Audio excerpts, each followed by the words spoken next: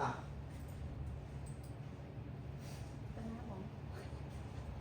ហើយចឹងយើងចូលដល់ចំណុចមួយទៀតគឺតកតងជាមួយនឹង gearing ratio ហ្នឹងដូចយើងនិយាយបកប្រែតែដូចបំណុលហើយ debt ratio ក៏បាននៅក្នុងតកតងជាមួយនឹង debt ratio គឺមានពីរ component ទីមួយគឺតកតងជាមួយនឹង debt to equity សួរថាតើក្នុងចំណោមមូលធនទាំងអស់យើងមាន debt ប៉ុន្មាន%អញ្ចឹងគឺគេស្មើជាមួយនឹង long term debt ចែកជាមួយនឹង debt long term debt បូកជាមួយនឹង equity គុណនឹង100យើងនិយាយសាមញ្ញ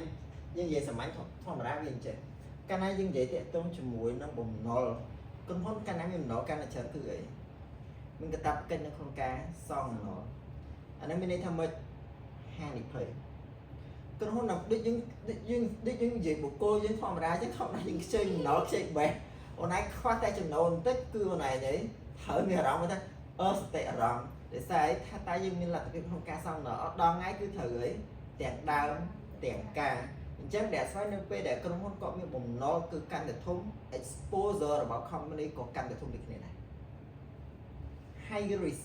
អញ្ចឹងមកគេ refer តាក់ទងជាមួយនឹងស្ថានភាពរបស់ company ប្រសិនបើក្រុមហ៊ុនគាត់មានដែលកាន់តែធំគឺកាន់តែ high risk ហើយគេមើលចំណុចមួយទៀតដែលថា high risk ក៏មក high risk គេមើលអំពី interest coverage ratio interest coverage ratio នេះមានន័យថាគេយក operating profit ឬក៏យក profit before operating អន្តៈចែកជាមួយនឹង interest expense សួរថាតើនៅក្នុង interest $1ដែលកើតឡើងយើងមានលទ្ធភាពក្នុងការទូទាត់បានប្រមាណ$example ឧបមាថា profit for interest តា10 interest expense 1លទ្ធភាពនៃការទូទាត់សងបានដល់10ដងច្រើនអត់ច្រើន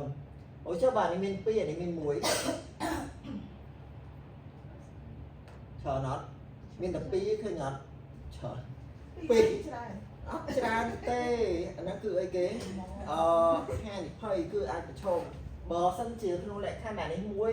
ហានេះមួយមានន័យថាម៉េចអូនឯងរកស៊ីបានប្រហែលអូនឯងត្រូវបង់ការគេទាំងអស់យល់ជា concept នៅក្នុង P&L ពេលដែលយើង read financial statement is very straightforward រឿងអីគេមើលតែការប្រាក់អូនឯងប្រហែលបើអូនឯងរកស៊ីបានមួយអូនឯងសងតការមួយមានន័យថាអូនឯងរកស៊ីទុកទៅរឿងការប្រាក់គឺរបៀបគេ read financial statement ស្រួលអត់ពិបាកអីនៅពេលអូនឯងយល់ដឹងអំពី ratio ទាំងអស់ទៅពេលអានពេលវិភាគគឺគេវិភាគម្ដង all the ratio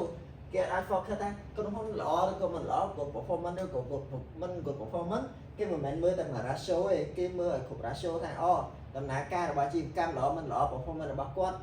ល្អមិនល្អគេមើលគេតើតើជាមួយនឹង profitability គេមើលថាក្រុមហ៊ុនមានបញ្ហា liquidity អត់គេមើល liquidity ratio គេមើលក្រុមហ៊ុនមានបញ្ហាបំណុលអត់គេមើលអំពីតកតងជាមួយនឹង debt ratio ដែលស្វែងនៅក្នុង category នីមួយៗគឺវាបានបង្ហាញអំពីស្ថានភាពតកតងជាមួយនឹងការ invitation ដាច់ដោយឡែកគ្នាអូខេ again debt ratio គឺស្មើជាមួយនឹង debt long term debt ចែកជាមួយនឹង long term debt បូកជាមួយ equity មានរៀនខ្លះក៏លំហាត់ខ្លះគេនិយាយថា debt ratio គឺស្មើជាមួយ debt ចែក equity អញ្ចឹងយើងយក debt ចែក equity បើប្រធានគេនិយាយថា debt តកតងជាមួយនឹង debt ratio គឺស្មើជាមួយ debt ចែកជាមួយនឹង debt បូកជាមួយនឹង equity គឺយើងយក debt បូកជាមួយនឹង equity អញ្ចឹងតាមប្រធានពីព្រោះ US debt ratio គឺស្មើជាមួយ debt ចែក equity UK គេមាន option 2អញ្ចឹងមើលប្រធានច្បាស់ថាតើ debt ratio នេះគេយកអាមូលដ្ឋាននេះមួយណាគេយក debt ចែក equity ឬក៏គេយក debt ចែកជាមួយ debt បូក equity ព្រោះនេះស្មើជាមួយនឹង capital employed អូខេ